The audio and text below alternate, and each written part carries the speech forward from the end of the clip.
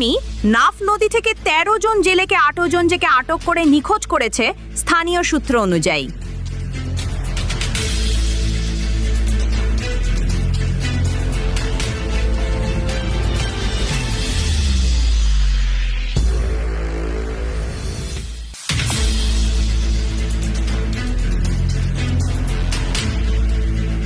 অন্তত ১৩ জন জেলেকে Arakan army Bangladesh Myanmar সীমান্তের কাছে নাফ নদীতে মাছ ধরার সময় আটক করে।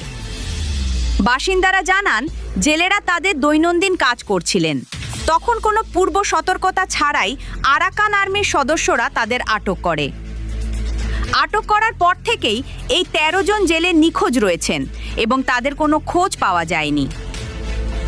স্থানীয় প্রত্যক্ষদর্শীদের মতে, জেলেরা তাদের নিয়মিত এলাকায় কাজ করছিলেন এবং তারা কোনো নিষিদ্ধ সীমা অতিক্রম করেননি। তাদের হঠাৎ নিখোঁজ হয়ে যাওয়ায় অন্যান্য জেলেদের মধ্যে আতঙ্ক ছড়িয়ে পড়েছে, যার ফলে অনেকেই নদীতে যাওয়া বন্ধ করে দিয়েছেন। নিখোঁজ জেলেদের পরিবার গভীর উদ্বেগে রয়েছে এবং তারা দ্রুত পদক্ষেপ নেওয়ার জন্য কর্তৃপক্ষের কাছে আহ্বান জানিয়েছে। কিছু স্বজন নদীর তীরে জড়ো হয়ে তাদের নিরাপদ প্রত্যাবর্তনের দাবি জানিয়েছেন।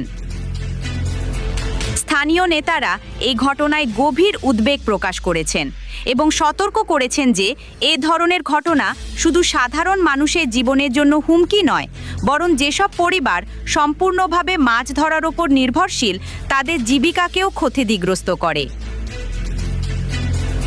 এখন পর্যন্ত আরাকান আর্মির পক্ষ থেকে কোনো আনুষ্ঠানিক বিবৃতি দেওয়া হয়নি এবং নিখোঁজ জেলেদের অবস্থা ও অবস্থান সম্পর্কে কিছুই জানা যায়নি।